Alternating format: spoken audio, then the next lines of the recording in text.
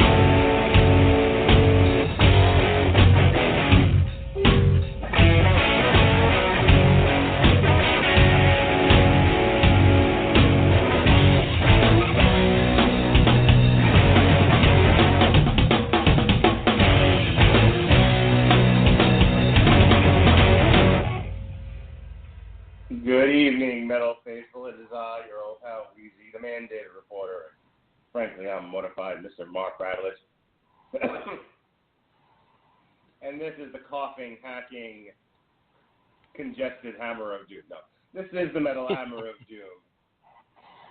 That voice you hear, that giggling at my hilarity, is the disapproving dad himself, the man who hosts the Source Material podcast, sometimes at gunpoint from myself and from myself.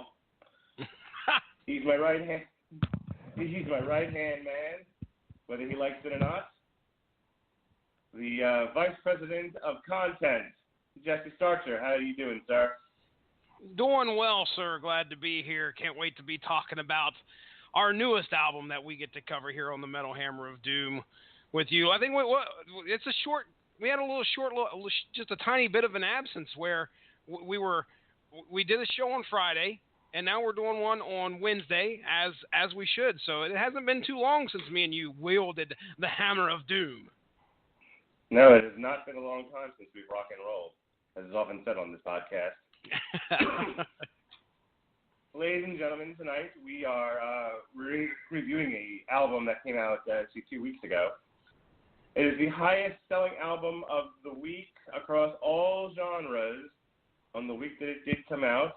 Very successful heavy metal album, and as Rob Zombie and Marilyn Manson once told us, rock is in fact dead. So, when you actually have one that sells a lot of money, we like to make sure we pay attention to that sort of thing. Ladies and gentlemen, tonight we are going to be reviewing Mastodon. Blood and Thunder, baby. Actually, we're going to be reviewing the new album, Emperor of Sand, which, as I said, was released on March 31st. It's the 7th studio album by those good folks. And it continues the trend of Mastodon being more progressive metal, the more progressive side of their stoner rock roots. Heavier than I think their last album, for sure, but still in that same groove metal milieu. And I'll just say right off the bat, it's not a bad album. It's competent. It's heavy, it's good, but I think you're going to find that as we go over this podcast, this might be another Children of Bodom situation where Jesse and I just sort of look at each other and shrug and go, yep. That Same stuff, different track. One. Mm-hmm. Yeah. I'm only going to say this because it relates to the album, and I'm pulling this directly from the wiki. The concept of the story of Emperor of Sand follows a desert wanderer who's been handed a death sentence. Themes of death and survival are woven into the song's lyrics, which were inspired and experienced by members of the band who had, when family and friends were diagnosed with cancer. At the end of the story, the person simultaneously dies and is saved. Dailor said, it's about going through cancer, going through chemotherapy, and all the things associated with that. I didn't want to be literal about it, but it's all in there. You can read between the lines. So, knowing that makes me want to pay slightly more attention to this because as I've talked about on other podcasts, I too have cancer. And I will be going through chemotherapy starting Friday. I was supposed to start today, but that's a whole other story. So, I'll be listening to it again. I wonder what happens in Mark Radlich's world when somebody else fucks with the schedule. And I tell you what, it's not pleasant. I was shaking in the chair. Oh, literally damn. shaking with anger. And not just because I'm OCD and, it's like, I mean, there was definitely a part of me that was embarrassed. I was mortified, I tell you. Mortified. Because I had put on Facebook that I was going to start chemo today, and I told everybody I was starting chemo today, and then they're like, yeah, I don't know why you think that. It wasn't ever scheduled. And admittedly, she was like, well, that's our bad. But yeah, you're not doing chemo today. And there's a whole other part of the story, which I'm not going to get into, but it's no longer relevant because the thing I thought I was going to miss this Friday, because that's when they rescheduled my chemo for, isn't happening either. So, but it is kind of one of those things where I don't know what's worse about having cancer. The fact that you have cancer, or the fact that you have to give up a lot of your life to dealing with it. Yeah. I was supposed to go to a concert and go see Testament. I was going to wave at Chuck Billy, lick his cheek, I was going to tickle his ball sack. Oh, no. Not in a gay way or anything. But, okay. Just a little not in a gay way. A little Vincent squeal. I was gonna show him the Brotherhood of the Snake, if you know what I mean. Not in a gay way. Right up the ass. I was gonna show him my Dark Roots of Earth. Oh man. Other Testament albums. But unfortunately, I can't risk being in large groups of sweaty, possibly sick people. Yeah, contagion-carrying people. Yeah, I am immunocompromised to the nth degree at this point. I am living on over-the-counter drugs. So, be that as it may. Let's get into Emperor of Sand, or as I'm now going to refer to this, Emperor of Cancer. This is the first track on here, and we're going to go ahead and play it, and then Jesse's going to give you his thoughts, and if he's got any notes. Jesse's always got the notes, baby. That's right. He comes prepared for class. I mean, he may not like Slayer like a real metal fan. Oh, here we go. You know, but 2 weeks running. I may be half dead, but I ain't letting that shit go. Apparently not. Love you, Jesse. This is Sultan's Curse.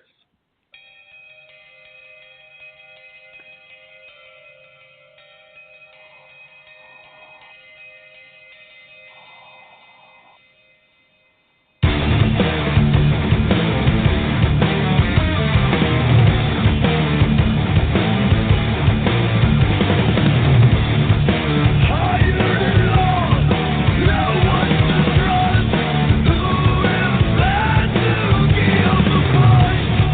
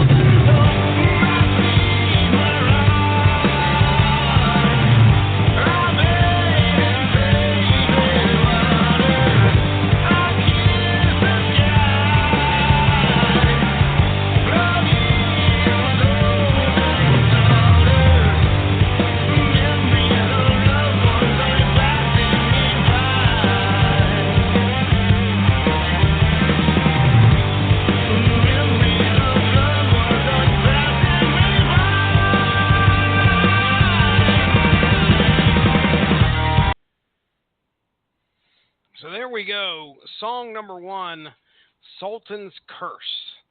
Now, according to my notes here,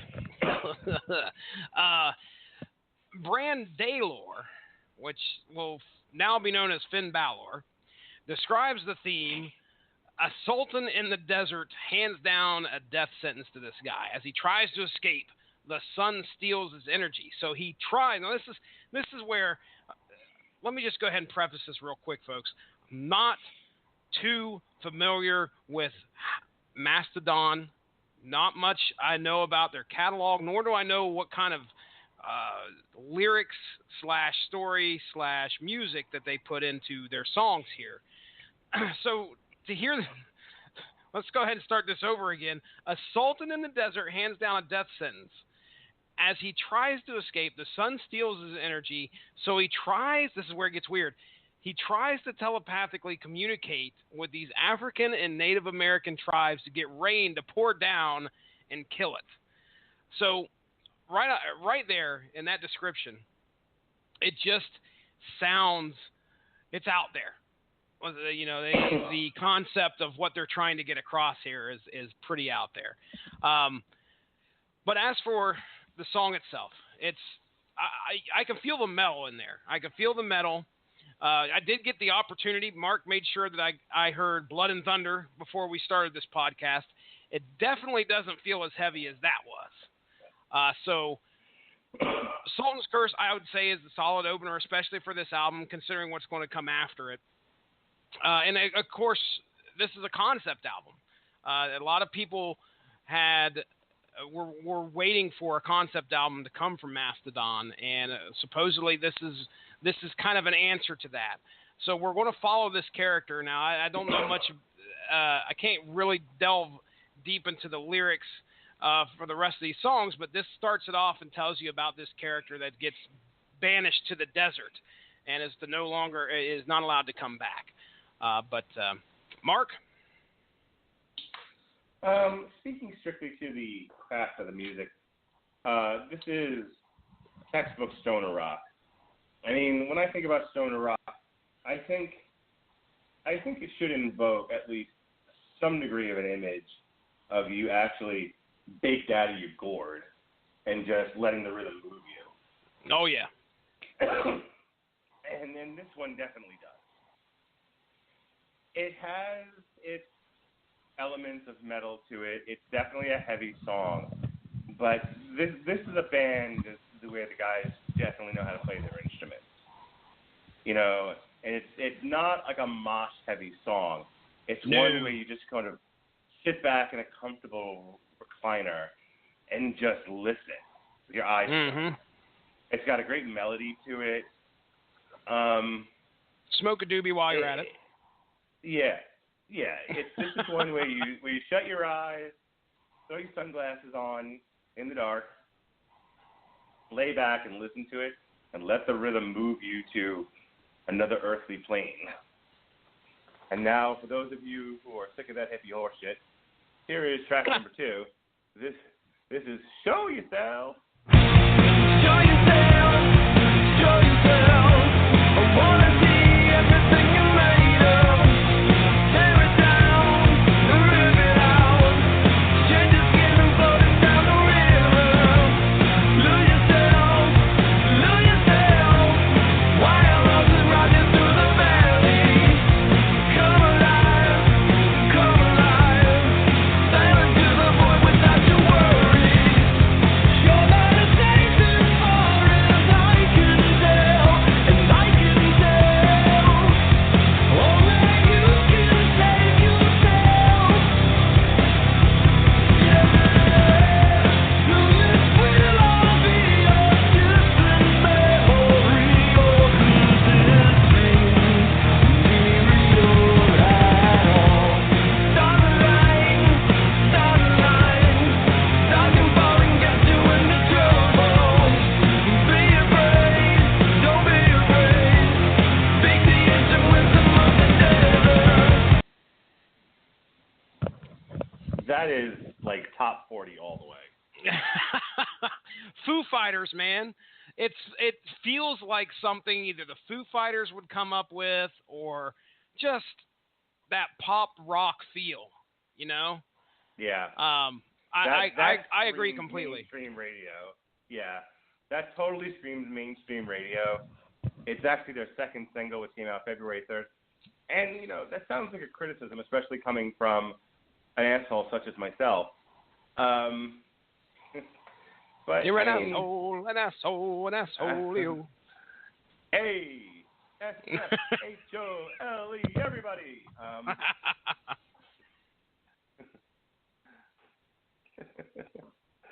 I drive really slow in the ocean. That's lame. While people behind me are going insane, I'm an asshole. An asshole, an asshole, asshole. I'm an asshole, and I'm proud of it. Anyway. Dennis Leary, everybody.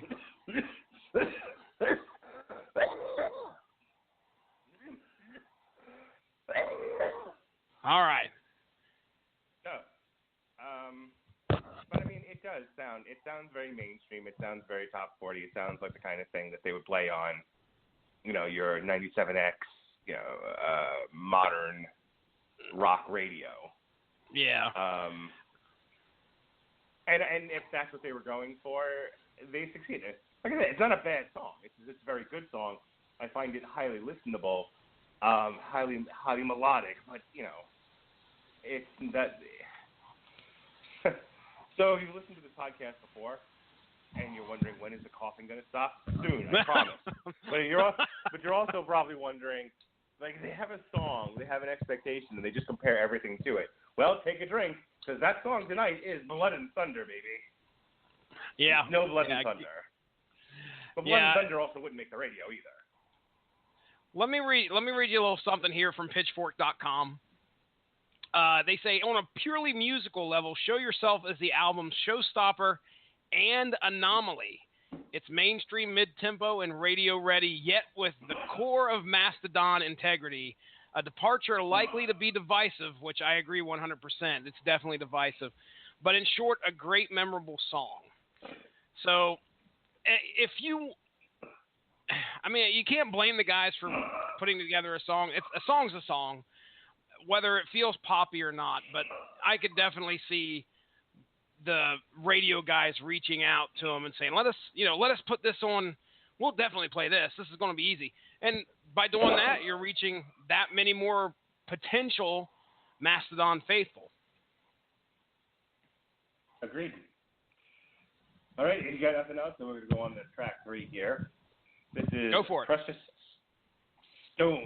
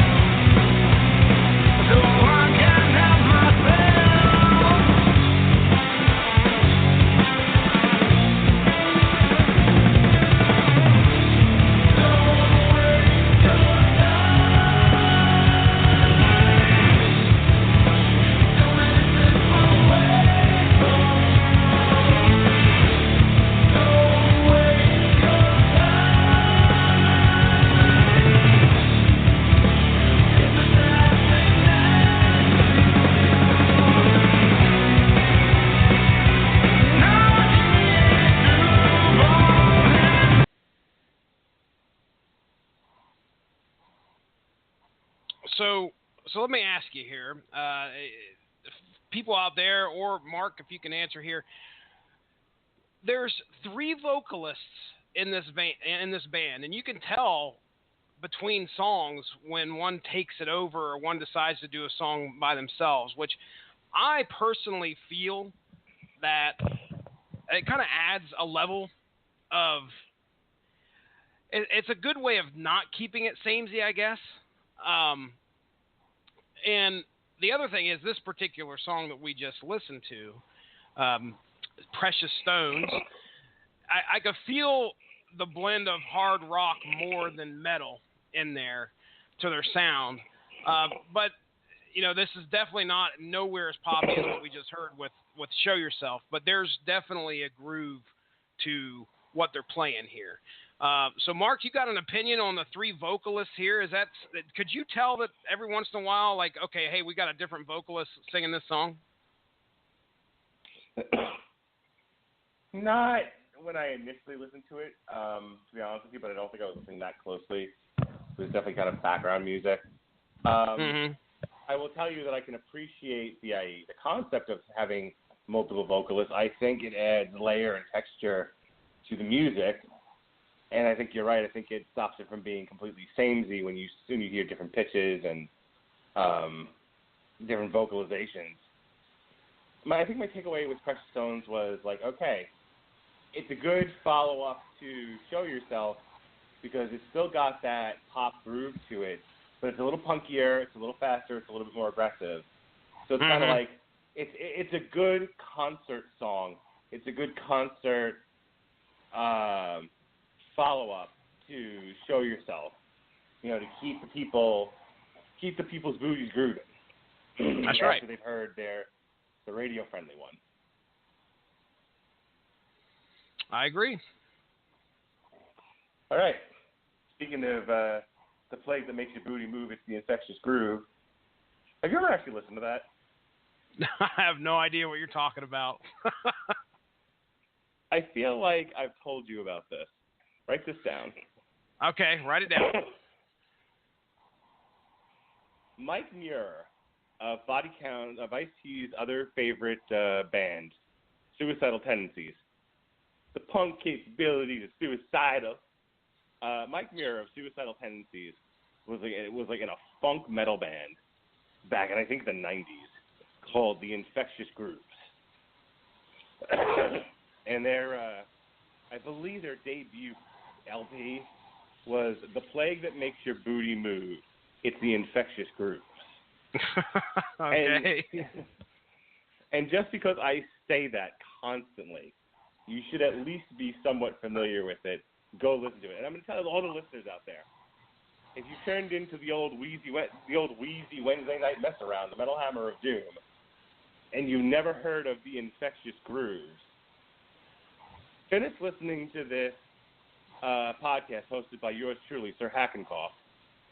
And when you're done here, go on the YouTube machine and get yourself some Infectious Grooves and watch your booty move. In the meantime, here's track 4, Steam Breather.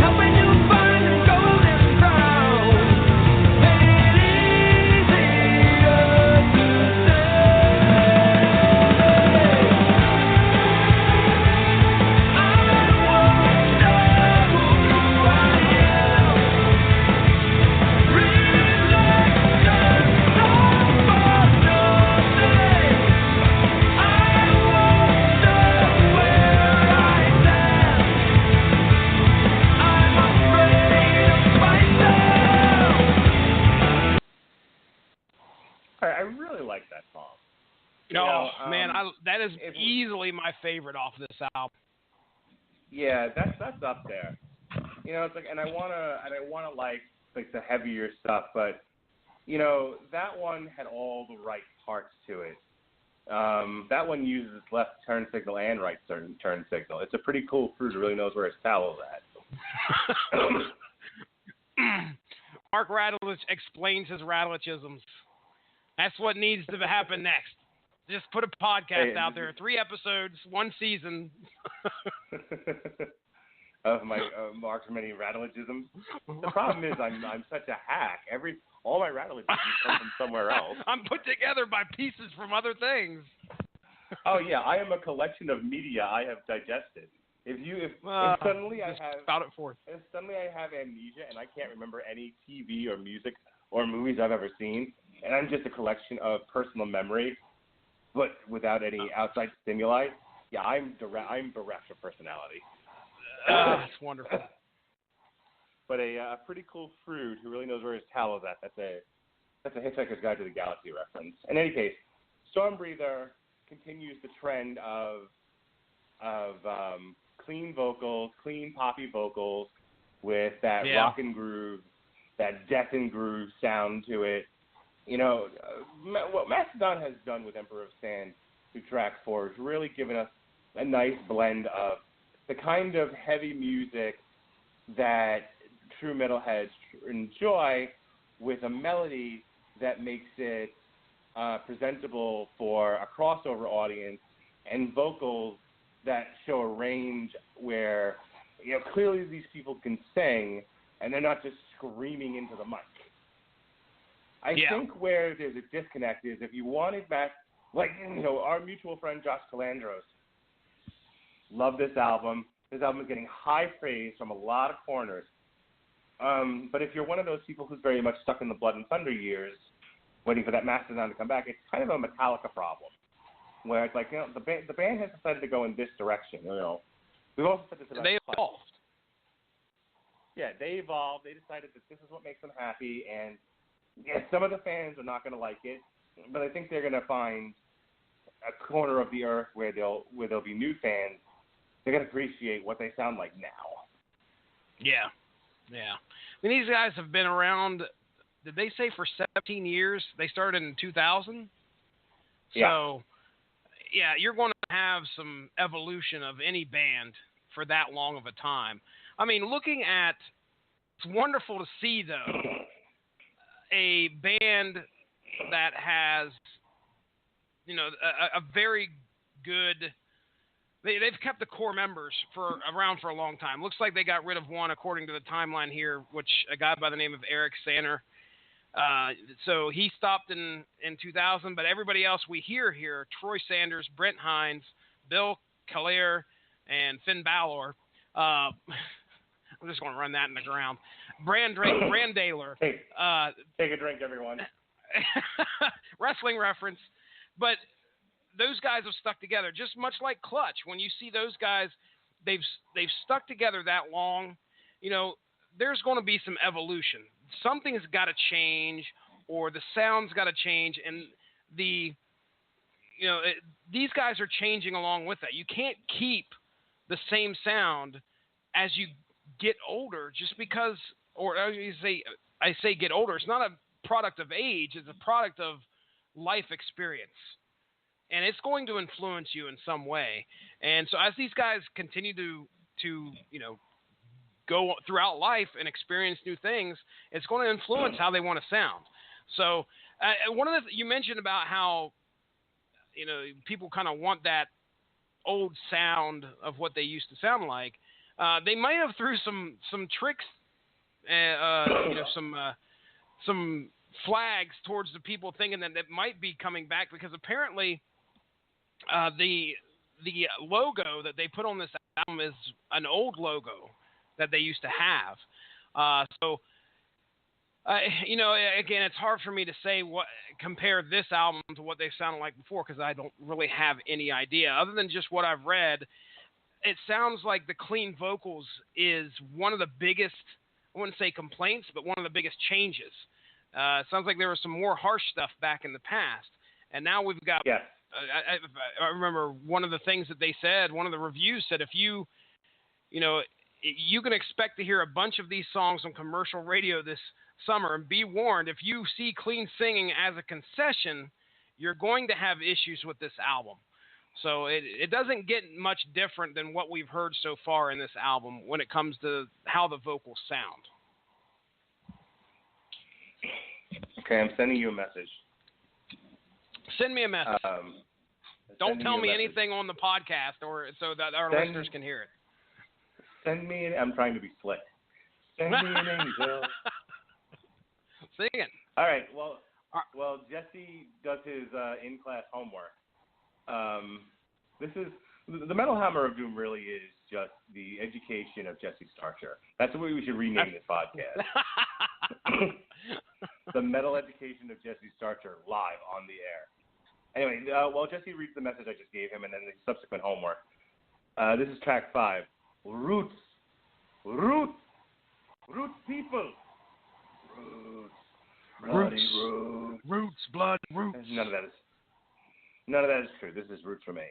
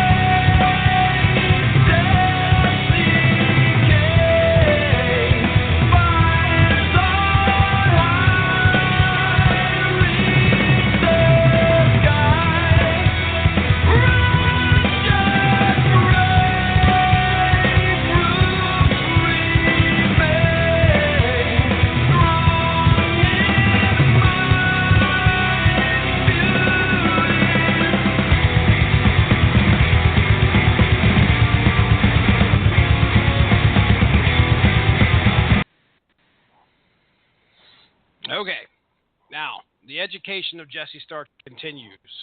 So as I did a little bit more research as that song was playing, I learned a few things about Mastodon.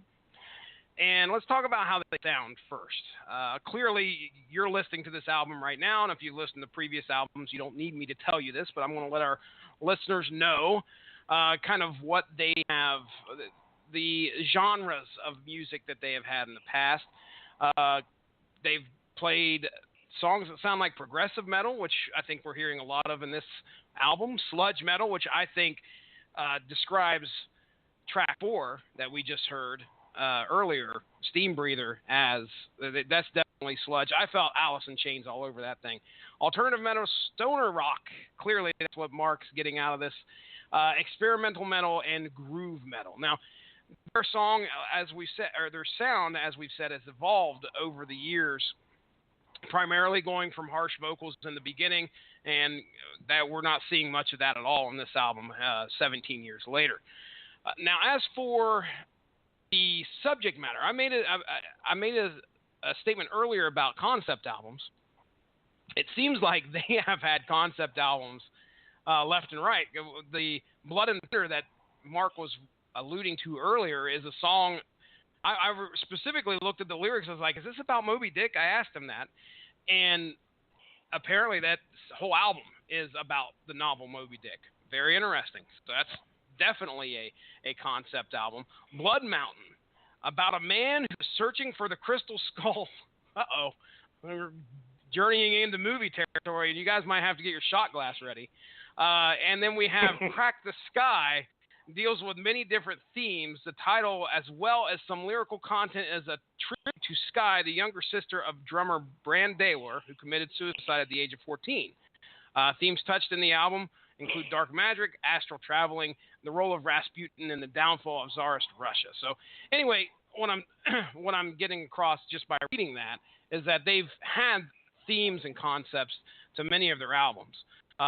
They do mention that Hunter did not have an entire concept like their earlier work. So maybe those, this is, again, another way for Mastodon to try to get back to form by using Emperor of Sand as a concept here. So very interesting. I learned something. Now let me talk about the song we just heard real quick, which was Roots Remain.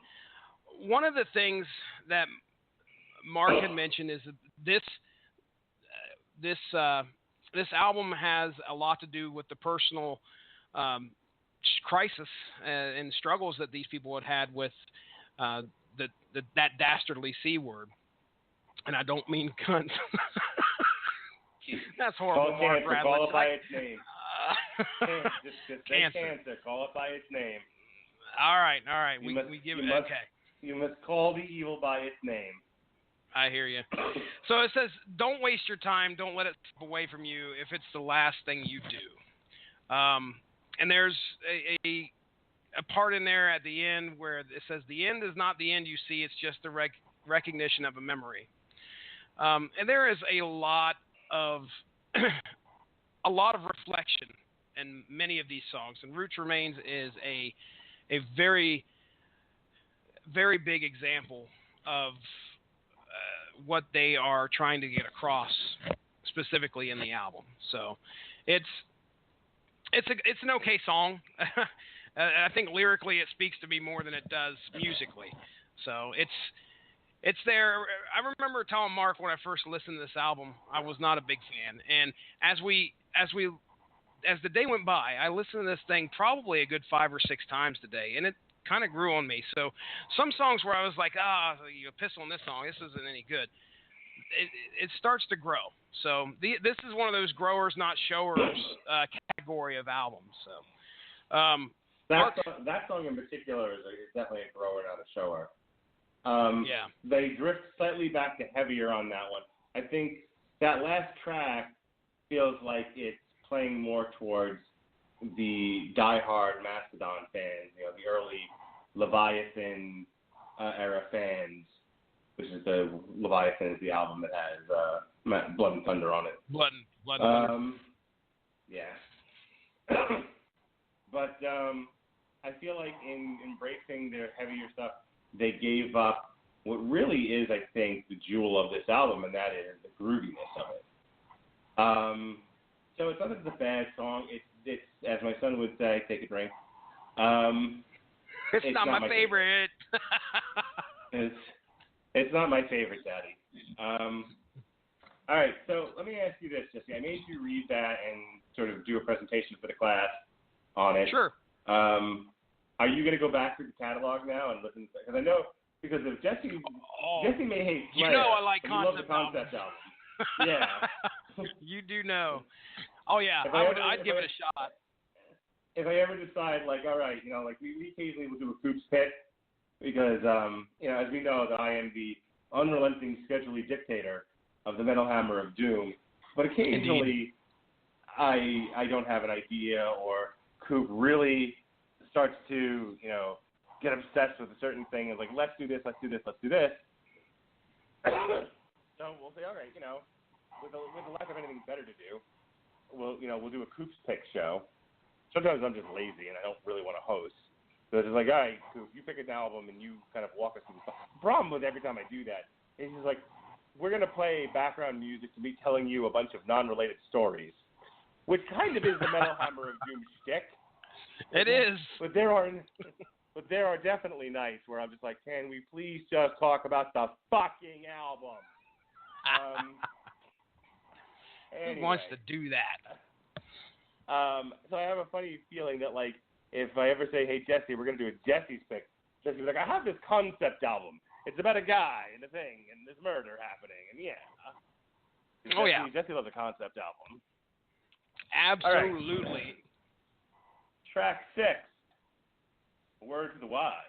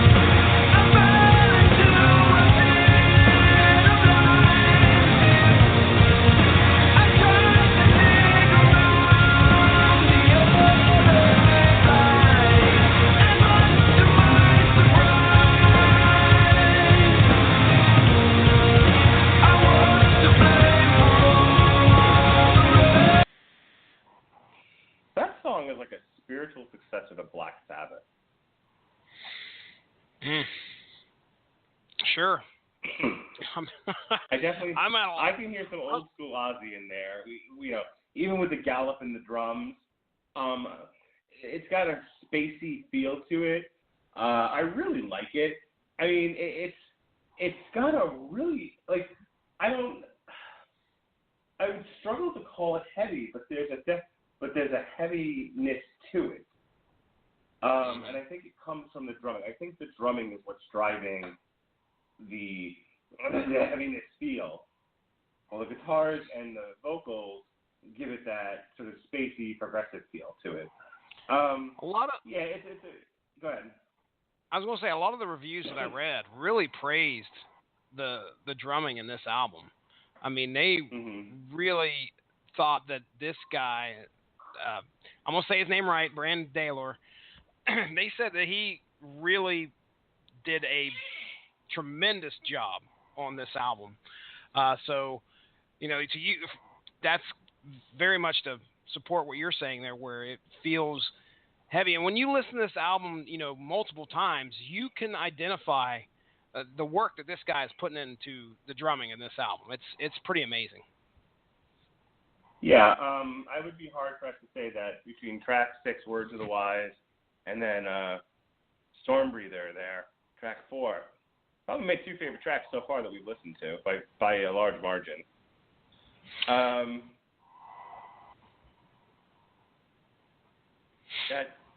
Oh, I was about to say something. I'm gonna disagree with you on Word of the Wise, because it just feels like there's not a whole lot happening. And I'm looking at the lyrics right now. I have no idea what the hell's happening. I mentioned earlier about how he wanted it to rain, and at the end, apparently this song, it sounds like he gets his wish, because he says a couple times in here, "I was to blame for all the rain." So, but I have no idea what he's talking about. Walking through a laser field, send me a laser. No, wait a second, that's the wrong song. Searching through the laser field. But anyway, it's different. It's one of those ones that really has. You're probably going to have to look deep lyrically to figure out if it really means something, or if it's just part of the story, and you just got to take it for what it is. But not my favorite. Give me I want a graham cracker. This is not my favorite. All right. We're going to roll this along, and people are just like, wow, it's kind of a short set. Yeah, dude, I'm fucking dog-ass tired, and I'm still coughing. So as long as there is air in my lungs, such as it is, there will be podcasts, but that doesn't mean these have to be a 2-hour-long extravaganza. That's right. This is track 7, baby dolls. This is Ancient Kingdom.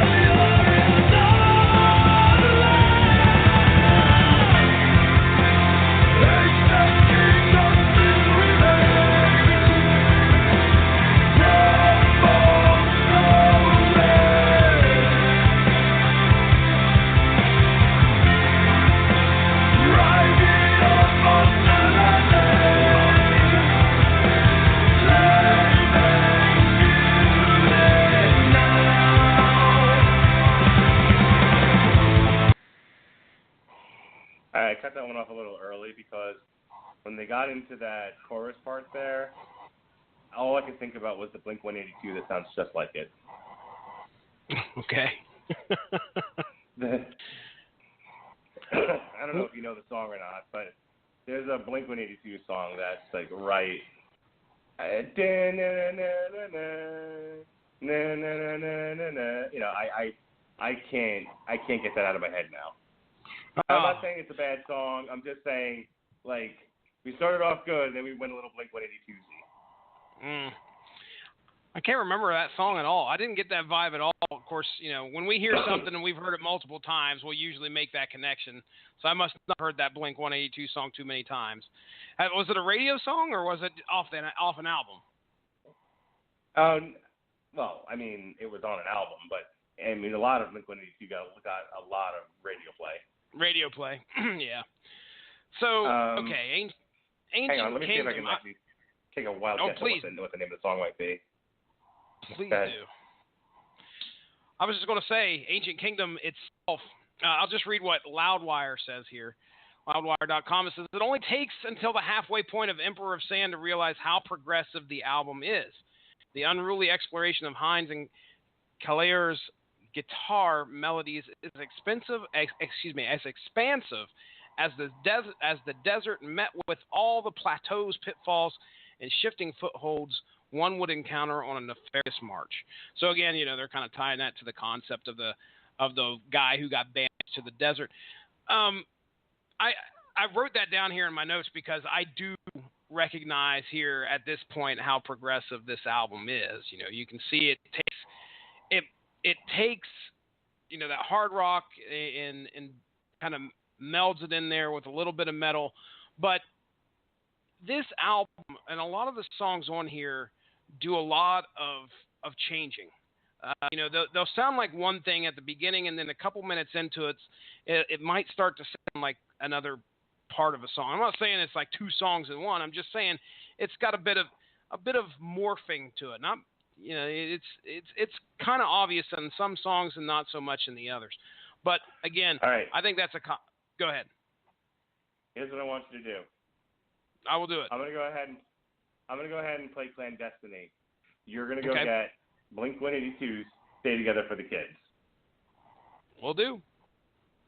All right, and we'll go. Hey, by the way, before we go, what is you and your friend there, Jason Teasley, uploaded a lot of sounds on this, and they're like labeled in a way where I don't know what the fuck they are. What is MC Mid 2? MC Mid 1? What is all this? MC. Play it and find out. Let's see. All right, you go ahead. So I don't know what it sounds like. It might possibly be something that I put up there. Usually I put SM to start mine, but MC Mid might be like the mid. I have no idea. All right, go get my Blink-182 track. I'm gonna have fun with sound. This is starting to sound like a bad comic book plot. It gets worse. Okay. New York City. Panic.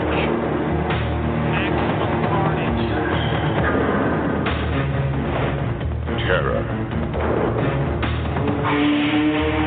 Chaos. That had 10 more seconds to it, and I couldn't take it anymore. All right, let's see what this is. This is MC Intro.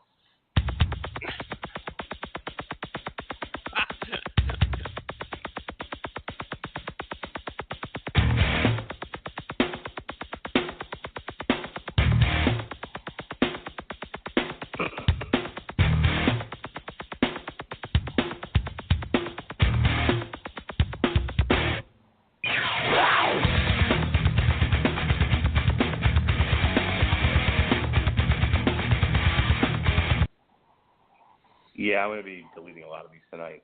All right. Intro 2. New York City. Panic.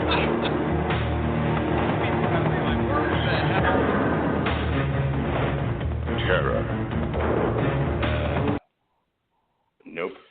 Maximum Carnage. Maximum Carnage. Oh, that's what that is. Okay. Yeah, and what you're listening to there is the commercial actually for the video game. So I must have put that together. How long ago have those been sitting there? Like over a year. A long time. Yeah, one of your homework assignments may be to clean all this shit out of the closet here. now, damn it. There should be only a few on there. I think I went through and cleaned up a good bit, but there's no way of listening to them. There's no way of listening to them offline, is there? No. You got my song yet? Bastards. I've got your song. Got to get it uploaded. Hold on. I'm working on it. Stay Together for the Kids, right? Yeah, PNDU Intro.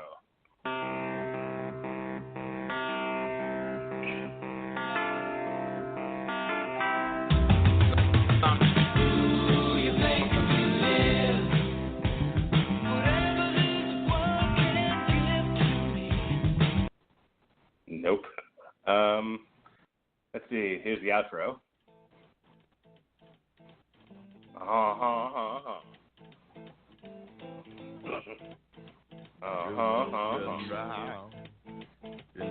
that's a good one.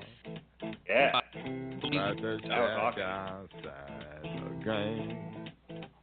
You know what I'm talking about. Just let me know if you wanna go to Oh my. At home now, Rain. They got a lot of nice girls.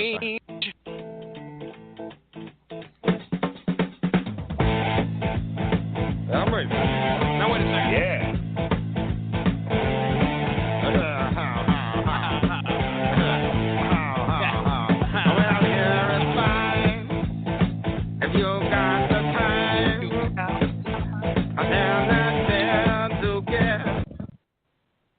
Groovy. All right. All right. That's all getting deleted tonight. Welcome to the Metal Hammer of Doom, where you maybe get to listen to a little bit of Mastodon album. Maybe. All right. It's up now. I'm gonna go ahead. 000, so it should be at the top of the list here as soon as it gets processed. All right. Well, I'm gonna go ahead and play Ancient Kingdom one more time, and I want you to pay close attention to where the song shifts, and you get the because that's the whole point of this bit that we're doing right now. Okay. All right. So, All right. I'm gonna quit. So we're back, everybody. This is Ancient Kingdom Part 2.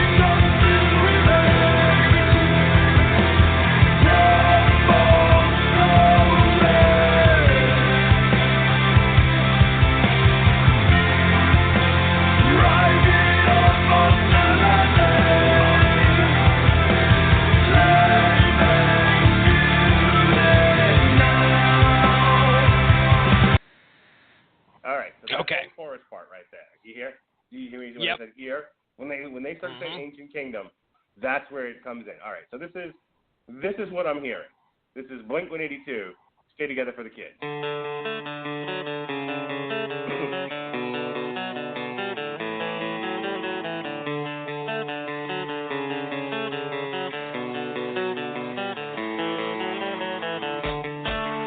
It's hard to wake up when the shades have been pulled shut.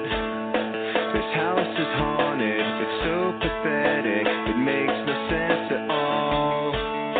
I'm ripe with things to say, the words rot and fall away. What stupid poem could fix this home? I'd read it every day. So here's your holiday. Hope you embrace it, alright. You gave it all away. It was mine. So when you're dead and gone, will you remember this night? 20 years now on. It's not right. All right, right around. I hear it. Archer. I hear it. Okay. I do hear it. All right. I've never heard that song before, though. I've heard some Blink-182, but so that's the first time I've Really? actually heard that. Yeah, that's the first time I've heard that song. That's crazy talk. Well, hey, well. Well, I don't get a well. It's from the 2001 Take Off Your Pants and Jacket, sir. And like everybody that was a knew pretty this. popular Even if album. you weren't into punk. Yeah, I was gonna say like you couldn't get the fuck away from this album. What was the big hit off of that one? Because there was. My goodness. Are you fucking show? kidding me? I know that's what you wanted to say, Mark Radulich. I'm just like, this is like the Flick the Bean thing all over again. What the fuck, man? Flick the Bean. Oh, Flick the Bean. I don't get it. Take off your pants and jacket was the Flick the Bean of. All right, so the three big singles off of this were The Rock Show, First Date, and Stay Together for the Kids. And Stay Together for the Kids was so popular. How popular was it? It was so popular, it has its own wiki page. Wow. Yeah, okay. How did you know? Were you in a coma? 2001? Man, I'm trying to find, like, there are a few Blink-182 songs that I know really well because I've heard them a ton. But none of that stuff even rings. It doesn't even ring a bell. First Date. What is this? But let's just stick with Stay Together for the Kids. Yeah, okay. I'm just looking to, because I'm trying to figure out if I've heard First Date before. Man, I'm going to have to go back and refresh my memory, man. At some point, all the small things. Now, see, that one I know. Small things. Yes. Well. Yeah. That was huge. That was played, like, over and over. I'm really surprised that wasn't, like, the top. That was also not on this album.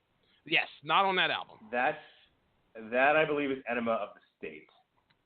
Okay. Earlier or later? Earlier. Was it earlier than that? 1999. Okay. Now that I could see. Because in 98, 99, when I was at OU, my buddy that got me into Clutch, I've mentioned my buddy Ty, he was a huge punk rock fan. And Blink-182 was, he was into early Blink-182. So I'm guarantee you I've heard a good bit of the earlier stuff. Yeah, that makes sense. From the wiki, Enema of the State was an enormous commercial success. You aren't fucking kidding. The album sold over 50 million copies worldwide, catapulting the band to become one of the biggest rock bands at the turn of the century with What's My Name Again? What's My Age Again? All the Small Things. Yep. Adam's Song. Became hit singles and MTV staples, generating heavy radio airplay. So Yep. And Take Off Your Pants and Jacket was no slouch. I want to see. Let's see. Trying to see. The album had near immediate success, becoming the first punk rock identified record to debut at #1 on the Billboard 200, and being certified as double platinum in 2002. That's some popularity. Yeah, Take Off Your Pants and Jacket sold over 14 million copies worldwide. There's no way you didn't hear this song. Like, you might not have stayed with it. Unless you just weren't listening to radio at the time. It's a very good possibility I wasn't listening to a whole lot. I know I was, but maybe it just wasn't getting a whole lot of play on the stations that I had around here. 2001. It was installed in cars. If you open a car door, it was black. You had to take off your pants and jacket button right there on the radio. Yeah, if you put your left turn signal on, it would play fucking Blink-182. Fucking car. I'm telling you, you heard this, but you probably had a similar reaction to it that I had to Sugar Ray, where you just blocked it out of your memory. Oh man, I'll never forget that Sugar Ray story. That's some great stuff. Yeah. All right. Moving right along, back to and people thought we weren't going to completely lose track of what we were talking about. Hey, everybody. We're back. Metal Hammer of Doom. Squirrel. All right. This is track 8. Clandestine.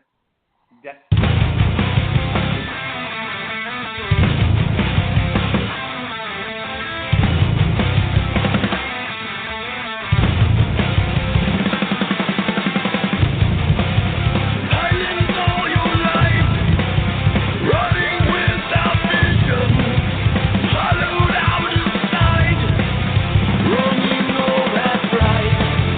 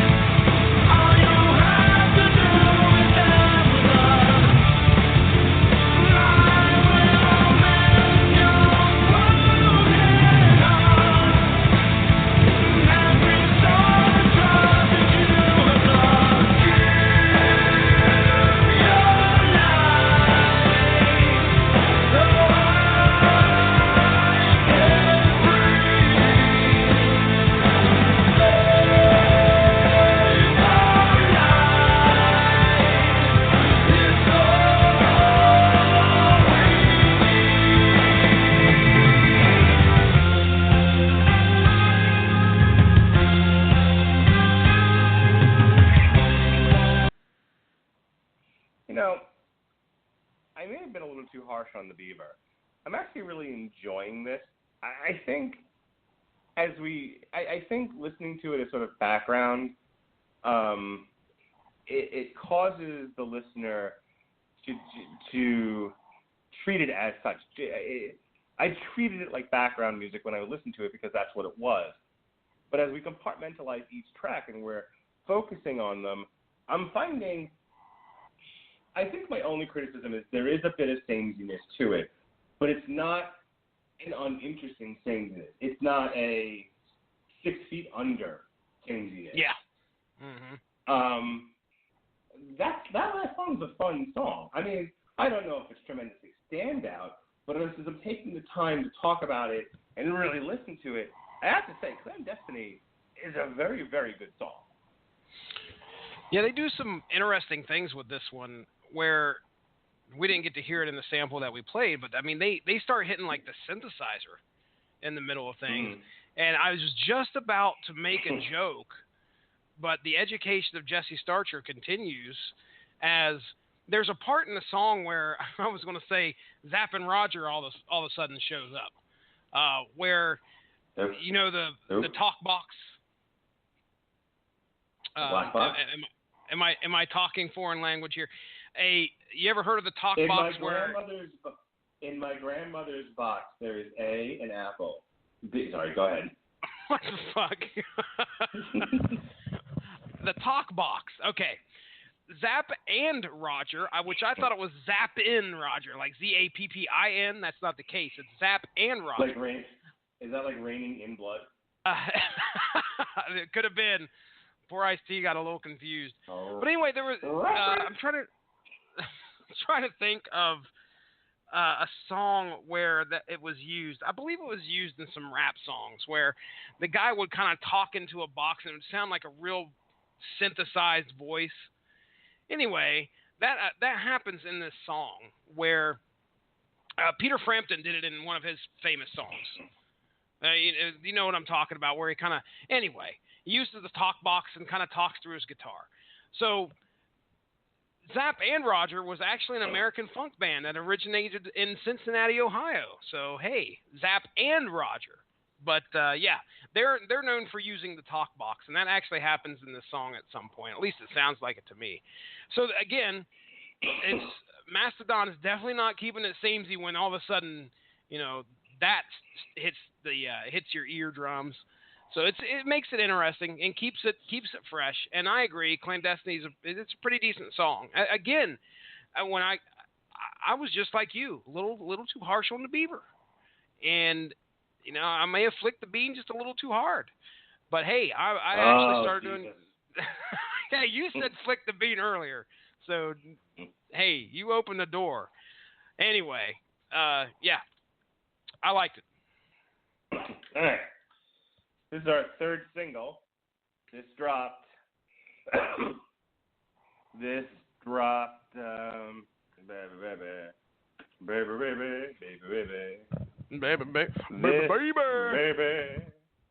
March 7th, 3 weeks before the album actually debuted. This is Jupiter Cyclops blinks at me. Yeah. You know who's driving. Andromeda.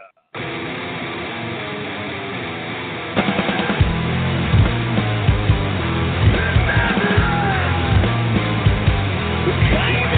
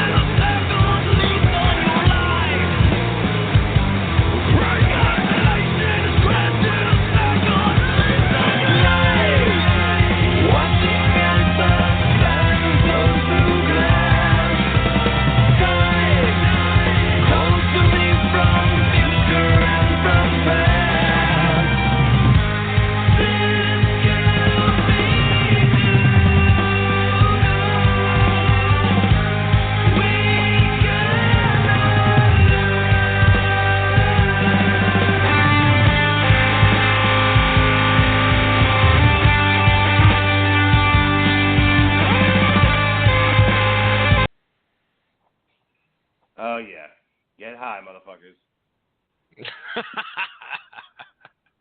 Pass it around. Oh, man. I talk a lot of shit, man. I talk a lot of shit. You know how many times I've smoked pot in my life?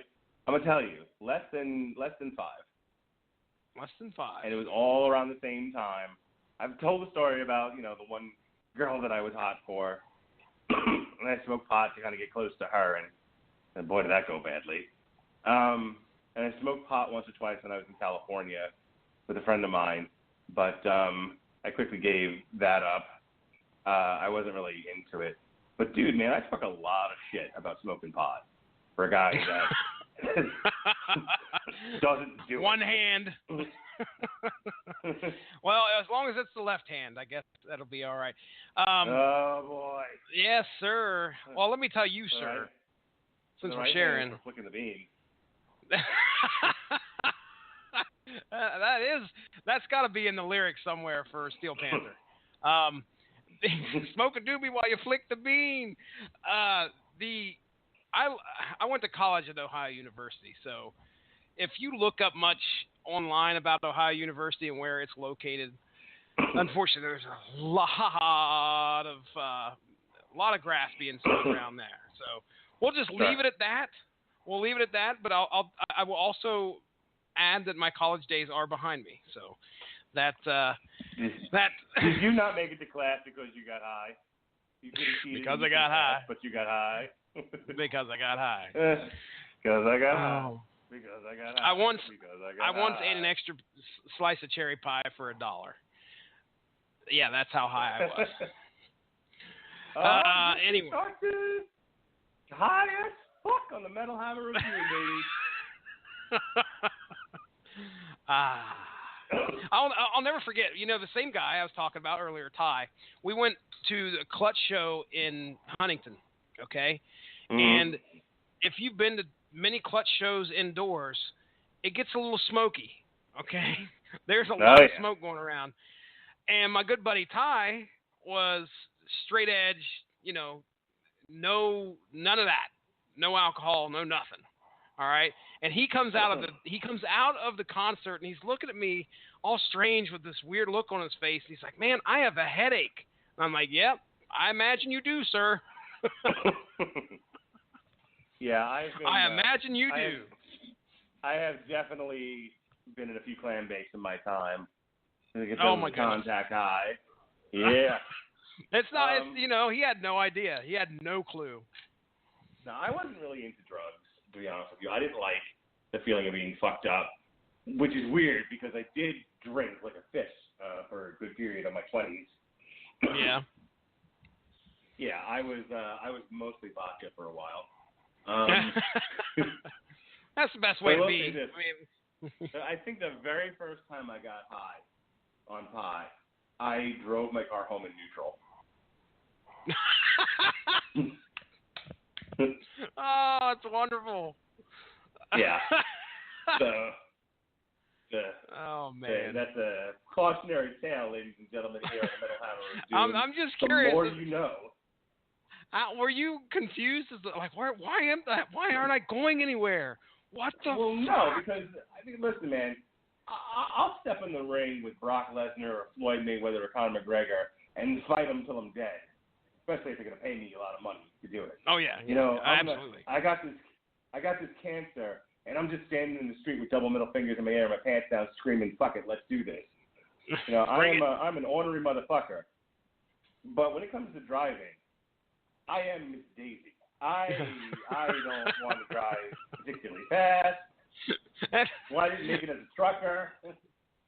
Marijuana's going to do nothing but make that worse. It's just going to make you be like really overly cautious. Hence the driving in neutral. All right. That's wonderful. All right. That being said, if you like me and you like to tip a few back in the day, you might get the bullshit breath as Phil Ensemble from Pantera once said, or like Mastodon says, track 10, you get the scorpion breath.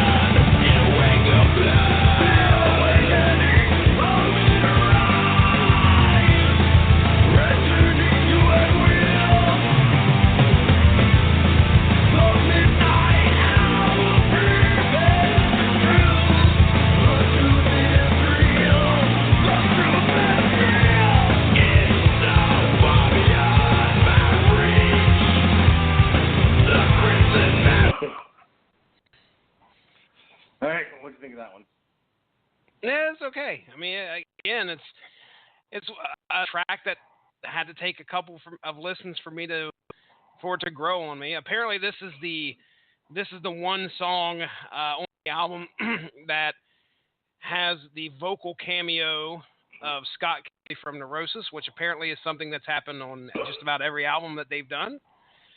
So there's that. That's a little bit of research that I dove into. Also, it says showcases Kelleher's, I'm going to pronounce his name like 5 different ways tonight, Kelleher's self-proclaimed favorite riff he's ever written on track 10. So take that for what it's worth.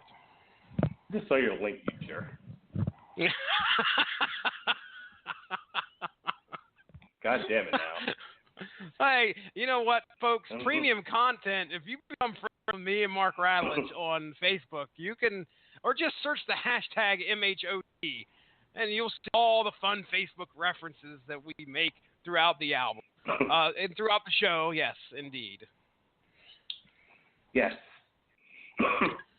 If you want to play the Metal Hammer of Doom home game, you must become friends with Jesse and I, or follow the hashtag on Facebook MHOD. There's a lot of fun to be. There's a lot of fun to be had. Usually, Jesse just bombards Facebook with whatever nonsense we happen to be talking about at the time. Whatever tickles my fancy. Whatever flicks my bean. Indeed. Reference. All right. This is the last track of the night. And your old pal Wheezy and the disapproving dad, Jesse Starcher, are going to pack it in, let me begin as we end. Insane in the Membrane, Cypress Hill. This is track 11. It's a long one. This is Jaguar God.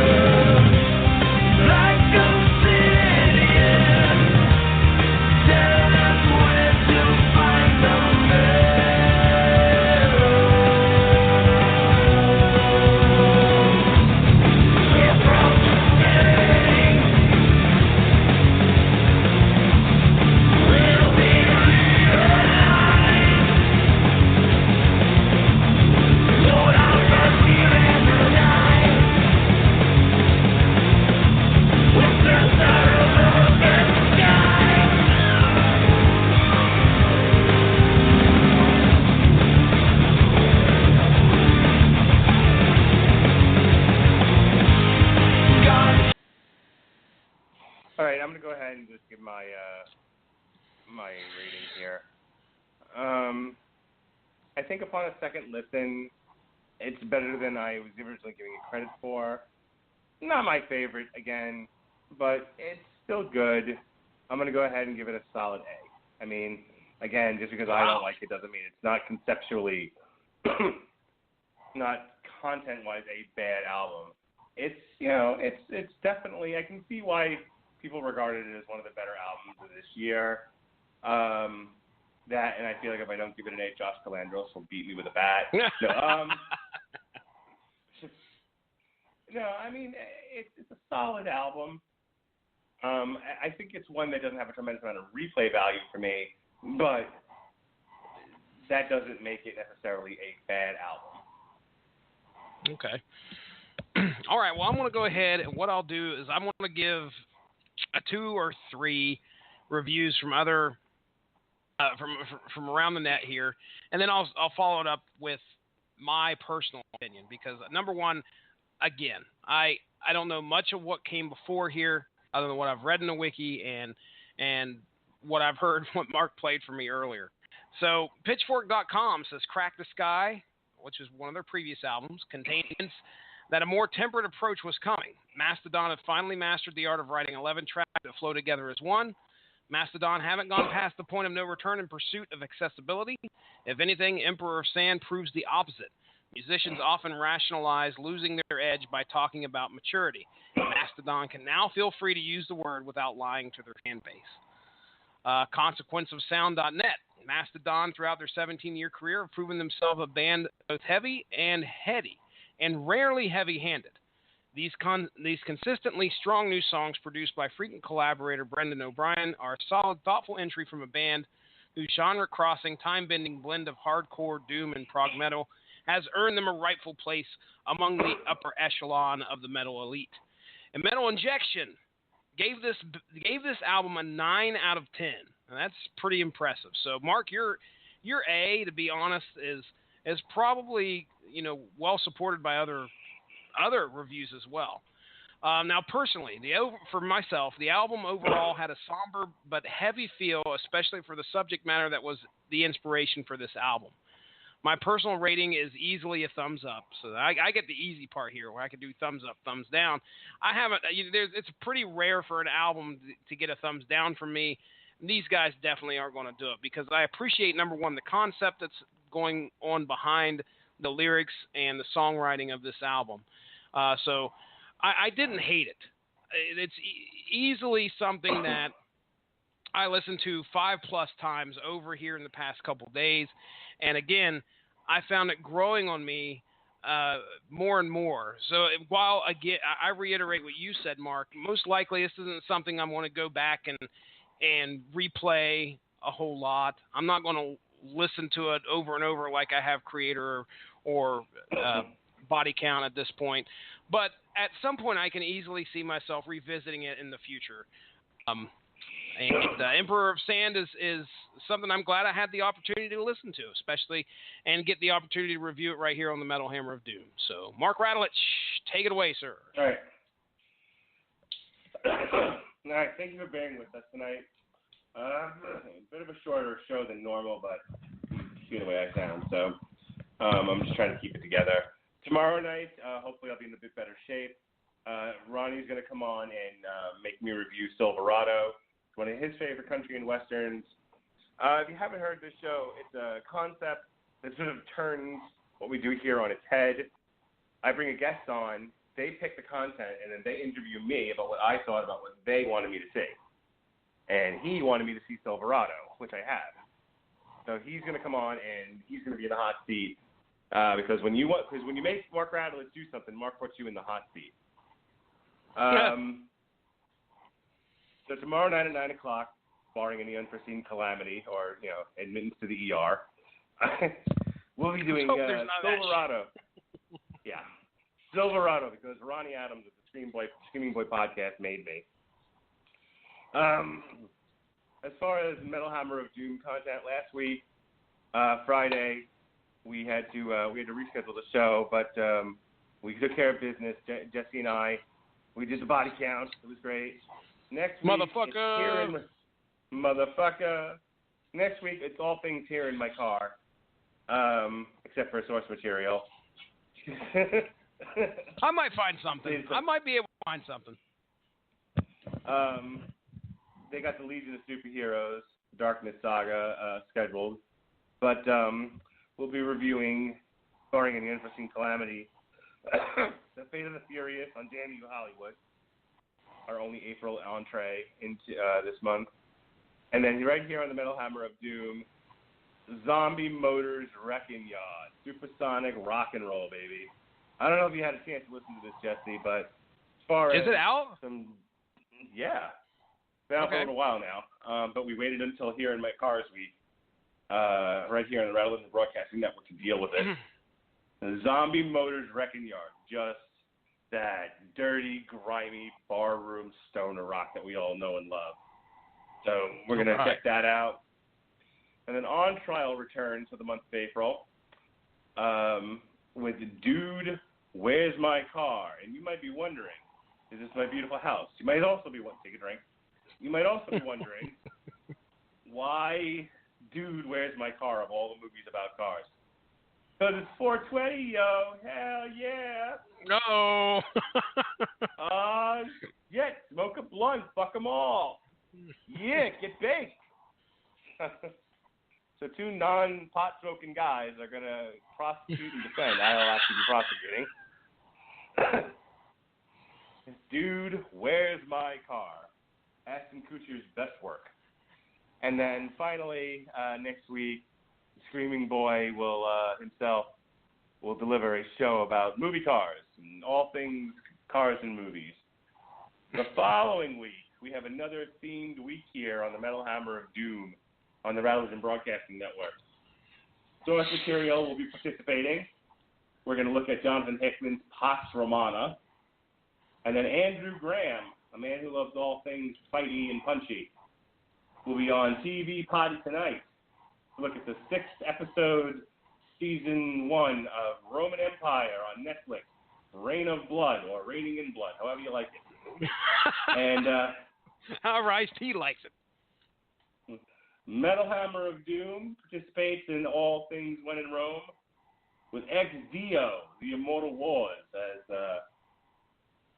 as told to us by Robert Cooper. And then finally, because Pat Mullen will be making me, we'll be reviewing he'll be interviewing me about the Lizzie McGuire movie. Because it takes place in Rome. Get it? Get it? I still don't get it.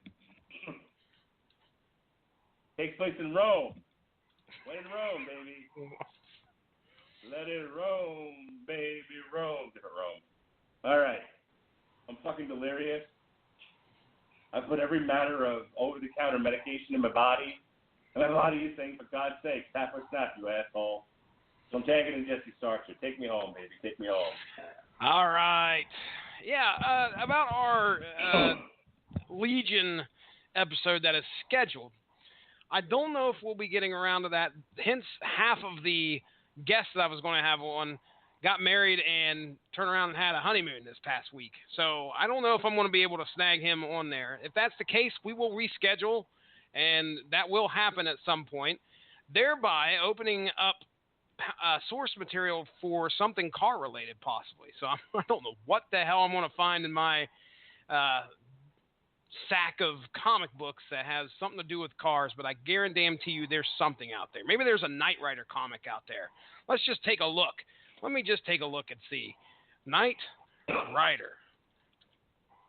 And unfortunately, my spreadsheet says search key not found, so apparently I don't have anything to do with Knight Rider on in my comic book collection. But regardless, keep an eye out there, folks. Go give the Rattleton Broadcasting Network a Facebook page. I'd like to stay up on top of all the great podcasts that we have to offer. If you are listening to this via iTunes, feel free to rate and subscribe. We got all sorts of podcasts that happen on here. Hey, W2M.net is taking over the place with some great wrestling content. So if you like wrestling, Rattleton Broadcasting Networks want to bring it to you. Also, we got source material on my own podcast, which deals with comic books. You can go back into the archive, take a listen to some of the great stuff that we've done on there. Most recently, I think we did some stuff with Iron Fist, where we talked about, not only did we talk about the series, The Living Weapon, but we also talked about when Iron Fist met Power Man. Boy, you can't miss that one. So, other than that, I can't think of much else that I want to plug right now. I'm sure there's going to be a Screaming Boy that's going to be dropping here pretty soon. Stuart Lang's got his press. Real quick, there is a Knight Rider comic. There is a Knight Rider comic. Yep, Knight Rider, Volume 1, paperback, June 9, 2015. Oh, my goodness. I'm going to have to look and see. I can't believe I can't find that. I'm really surprised. The but other anyway. option, if you wanted to do a real short one, would be the Battle World from the Secret Wars, Ghost Racers. Ghost Racers. So, okay. Welcome to all the right. scorching hot track where cursed souls race at the speed of sin. Anything and everything goes. Anything goes. Oh, wait a second. Wait just a second. Spell wacky. Tell me there's Wacky Raceland. Now, you remember the Wacky Racers. Oh, my right? God, there's a Wacky Racers comic? I think so. At least we've got Wacky Raceland. Let me look. I got to look this up here real quick. Wacky. No, yes. Wacky Raceland, DC Comics, #1. Is it the Wacky Racers? Dude, I'm all about that. The world has ended, but the race has begun. Penelope Pit Stop, Peter Perfect, and the rest of the Wacky Racers vie for the finish line. Holy shit! And yes, desperately. Oh, well, right. This has to happen. I have issues 1 through 6. So apparently this just came out too, according to what I see here. It started in 2016, so it must be an ongoing. Is this a trade? I'll have to take a look. Is there a trade? I don't know if there is yet. At least not. I don't know. Let me look and see. Wacky Raceland. I'm looking at images. Let me look and see if we've got anything. Is there a trade paperback? I see nothing. Wait. Wacky Raceland by Pontac Ken, available in trade paperback. Publication date March 14th of 2017. So it just came out. It had to have been. It was last month when it came out. So apparently there is one. Wacky Raceland putting together. I am ordering this today. 1 through 6. Raceland. Oh man! Now see, I don't know. I don't recognize the writers. Yeah, I don't know what the hell we're going to get. If it's going to be any good. I don't know who Ken Pontac is. I don't know who Leonard Monco is. But anyway, hey, ladies and gentlemen, keep an eye out. Cars Week here in my car, where we may be on source material discussing Wacky Raceland. But anyway, I think that's it. Which we're reviewing on source material, whether we have to do it live or whatever. This has to happen. I'm obsessed now. This is happening. April 17th. Oh my gosh, that's this Monday. That is this Monday. We are going to have to. Fuck it, we're doing it live, baby. Oh my goodness. All right. We can get it done. Me and you. I have no problem. Me and you, Pally. No problem getting it done. I got to get this right now. Wacky Raceland. All right, so that is all that I have on my schedule. Like I said, watch for Stuart Lang and the Press Start podcast, and we also have, we have Ronnie Adams and his great show, the Screaming Boy podcast. And here I am trying to think of all the other great podcasts that we have. You've covered most of them. That's it. That's it for me. I'm done. We're done with plugs. Now I got to start reading. All right. I love it when a plan comes together, especially when I have to twist Jesse's arm to do it. All right. Thanks. If you've made it this long, God bless you, brothers and sisters. Mostly sisters. I've checked the stats. So, oh my goodness. All right. Flick that bean. For Jesse Starcher of the Disapproving Dad and Source Material Podcast, I am your mandated reporter, and frankly, I'm mortified, your pal, Weezy. We'll be back next week. Be well, be safe, and behave.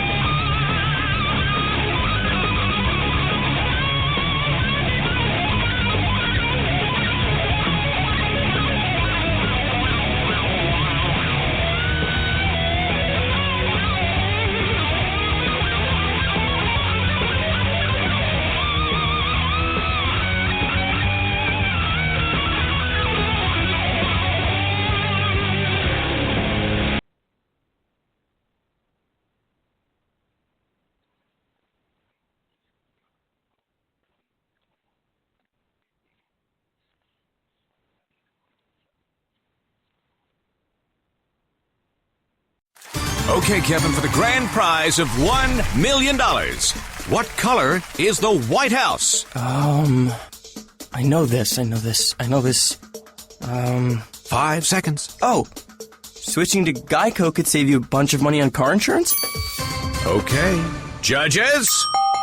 That's true, Kevin. They'll allow it. Congratulations. You're a winner. Woo! Geico, because saving 15% or more on car insurance is always a great answer. Now, you can't just call yourself an expert. You gotta earn that title. And at Wingstop, we've been earning it for decades. Want the secret? Start from scratch. Make to order.